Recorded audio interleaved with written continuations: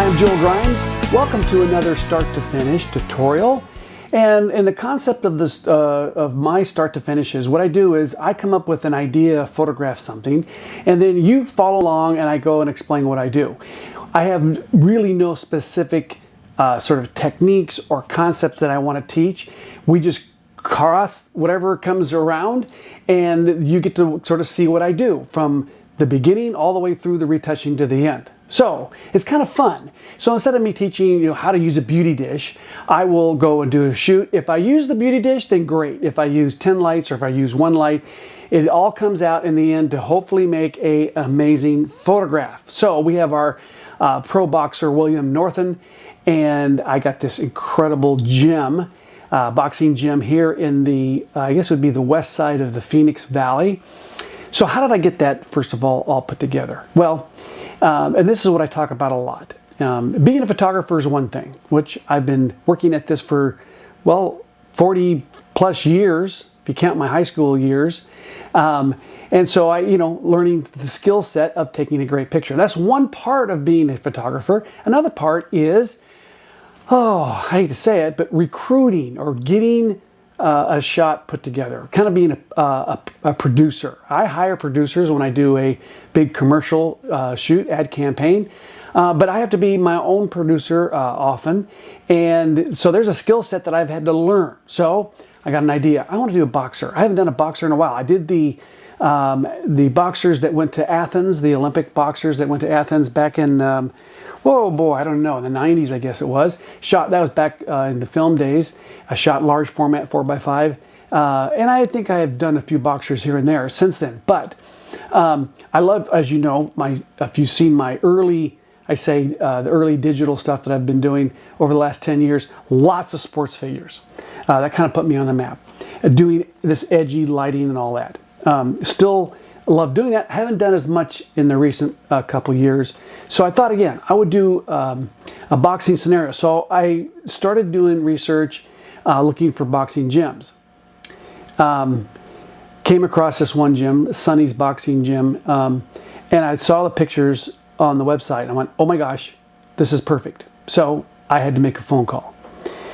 And this is what I talk about when it comes to being a photographer. I have to learn how to pick up the phone, make a call to someone I don't know, exert myself, win somebody over to get in the door. And so I do that when I go and knock on advertising agency doors.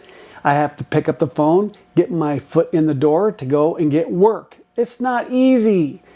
So I'm sure you know that. Unless you were born, you come out of the womb, just no inhibitions, and you can pick up a phone anytime you want and make a phone call. Some people are like that. I'm not. I've had to learn that skill set. So I had to call, got a hold of this guy, Sonny, who owns the gym, was a pro boxer himself at one time. And this gym was perfect. So I scouted it, talked to him, said, here's what I want to do. He happened to have a pro boxer that he was representing that was going to have a fight this last weekend. So this was the week before the fight. He was just ripped. If you look at these pictures, you can see how incredibly ripped he is. Cutting weight. You don't normally look like that walking around. At least most people don't. And so we got William to come in, and you'll see the behind the scenes here. It is about, I don't even remember. It's been 115 plus. This is we're in July here. Monsoons are coming in, but so it's kind of humid for us in Phoenix, which is about 35% humidity. But when you talk about 115 degrees outside, that gym had no air conditioning. It had a fan. That was it, and the fan was pointing toward the front desk. Wasn't pointing toward us, and so I'm running around, literally, tongue dragging on the floor. It was so hot, and you can see me just sweating. So I get worked up a little bit. I start running around. You can see me running like a chicken with my head cut off, trying to think of ideas where to put my lights, all that stuff. So it's a little bit confusing when you might look at it and say, Joel, man, you look like you're really struggling. Well, in some ways, maybe that process does look like that, because I move fast and I don't want anyone to wait.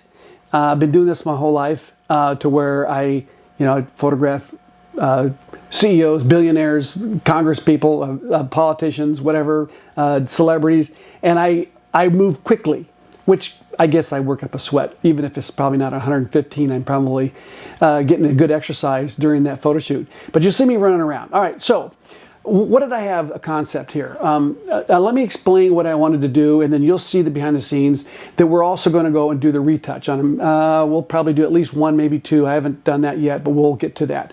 I don't want to repeat the process over too many times. The start to finishes aren't going to be a 5-hour tutorial. It's usually try to keep it to an hour or so. So the concept is, and I've been doing this a lot in the last couple years, and if you've watched the Dramatic Portrait or any of my other master classes, I've been doing this a lot. Even in my complete master class, I show how I shot an ad campaign for Fiat Chrysler Automotive. We had the Dodge trucks and the vans and the Jeeps and all that. And in that process, I would set up my subjects. The vehicle would be in the background, generally, as a background. And then I would bring my lights in. I would strobe my subjects. Then I would, in some cases, take that person out, move all my lights over to another subject, strobe that subject, move that person out, strobe the car, whatever. So I'm doing it in multiple parts in the frame of the camera. And there's a term that I sort of coined, which was platography, which in photography or in the advertising arena, we call it working with plates, multiple plates. So it's just multiple exposures or frames, I guess you'd call it. So you lock the camera down and then you don't move the camera, hopefully. You'll see in this situation, I bumped the camera a little bit. So if it's bumped a little bit, it's not, you can realign it in Photoshop later. But what I'm trying to do is bring the lights in tight. And then I get my exposure and everything, the lights on my subject. And then when I want to do the background, I take the lights out and I re-expose for the background. And in this case, I'm trying to move lights around, just experimenting, strobe a couple parts of the boxing gym. And I had 4 lights total when I started out. I have the beauty dish over the top. So that beauty dish is going to light the center part of the face. Then the edge lights light the sides. So I got to balance my lighting so that I don't overlight the center part, because I want drama, right? So if I overlight the light that's over the camera, then you don't really see the edge lights. So the point is I downplay the overhead light, which is the beauty dish, 24-inch beauty dish. Then I go and I bring my edge lights up so that I get the edge lights. Now, I always say that the exposure on the edge lights aren't as critical as getting them in the right spot. So for example, let's say I hit the edge light and it's maybe a little overexposed. Probably not going to kill the shot. I can always fix that in Photoshop, or like I said, it might punch it up a little bit and give a real good edgy look. But I try to make sure I don't overexpose them. But I'm just saying, I work on the edge lights, and then that overhead light, I down it to play the value until I get detail, but not a lot. So it looks dramatic, and then it kind of rips across the arms and the chest and the six-pack and all that, the abs, to get all this definition. When you look at that image, you go, man, that guy is ripped. Well, a lot of it's the lighting too. I mean, he was ripped, but those edge lights and everything are creating a definition in the muscles. So I work on my edge lights. Then I had one light that was way up above that was strobing right down in the center of the boxing rink, which lit it up a little bit. And I had to do that because since he was sitting in that zone of the boxing rink is behind him, I had to make sure that the light was lighting the inside of the rink. If I had taken him out and then lit the rink or the boxing ring, then it wouldn't have matched up when I went and painted him in later. When you watch me do the retouch, it's really cool. It's almost like magic. So I'm doing multiple plates to get the lights where I want. Just recently I did a shot in Wichita of a cafe, a motorcycle rider, cafe racer motorcycle. And we did it all in one shot. So it would be like shooting 2 edge lights, overhead light, and then a couple strobes on different things. We did all it with one light. So it's possible to do that, but boy, that's hard because if your subject moves a little bit, it's going to be tough to line up. Now you can also, let's say I have an edge light frame and he moves slightly. I can always realign that edge light a little bit. If he does that, it's not going to work. But if he just moves a little bit, I can realign it later. So there's lots of tricks you can do. But in this case, I had 2 edge lights on stands, 1 overhead light, and then 1 light on the rink. And then I moved the lights around to kind of give me a little bit of a pop on the edge of the ropes and stuff. So I need to explain to you why I have the lights in close, and then I do my exposures on my subject, and then I take the lights out and I shoot the background. Why am I doing that in 2 parts? I guess that's a question that probably you're asking. Well, there's one major reason why, and that is that when I have a wide angle lens and I try to get my lights out of the frame, they get really far from my subject. So the further my light gets from my subject, the harsher the light gets. So for years, I've been trying to shoot portraits like this, all in one frame, without the lights in the frame. And you got to throw that light a really far distance. They get really contrasty. Well, and then if you have strobes that don't have enough power, you're not going to have enough power to come out of your strobes, like especially if you're outdoors trying to overpower the sun. So when you move your lights in, you have more control over the lighting on your subject. And so therefore, it's to that advantage that I would say it's worth bringing them in, doing that frame, taking them out, and doing the background. Now, in this case, I probably could have gotten away with it because I'm not as far away. I could have probably gotten them out. But let me give you an example, and this is obviously we're not doing a cowboy with a horse, but let's just say I had a cowboy and a horse in this field, and I have this really wide angle look. Just gorgeous clouds and everything. Well, I can bring that light in, strobe the cowboy, then take it out and strobe it, and then paint the light out later in Photoshop. In that case, it's almost a no-brainer. And I've done it where I would have to throw the light would have to be 30 feet to get to the subject. And also, the further your light is from your subject, the wider it spreads. So you'd be hitting everything, the grass, the ground, And so when you come in close, you have more control. You have the ability to not get too contrasty. In this case, I wanted pretty edgy lights, the edgy edge lights on the sides. But if I had backed them up, say 10, 15 feet, they'd be really edgy, really contrasty. So that's why I'm doing it in 2 parts. The other thing too is that when you look at this technique can be applied to 1,000 different scenarios as you go out and create pictures.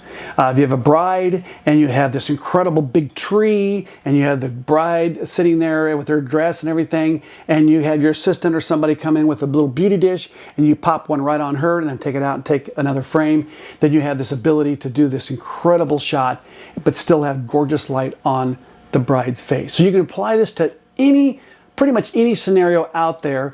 And so it's a good thing to start practicing this concept. Now, the one, I would say, danger in doing this concept is that if you forget a step, later you're hosed. So if I forget to do something like, in this case, I wasn't paying attention, but William, the boxer, he'd step over into the frame. I'm over there adjusting the light with my iPad, and he's stepping in front of the camera. So if you mess up one frame, and later you go, oh my gosh, I made a mistake. Then you're kind of hosed.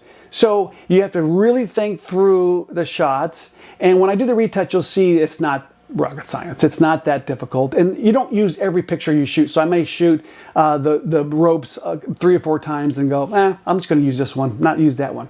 So I just do extra shots just in case. So you'll see it when we put it together, kind of how it all falls together. But outside of that, I did a total of 4 scenarios.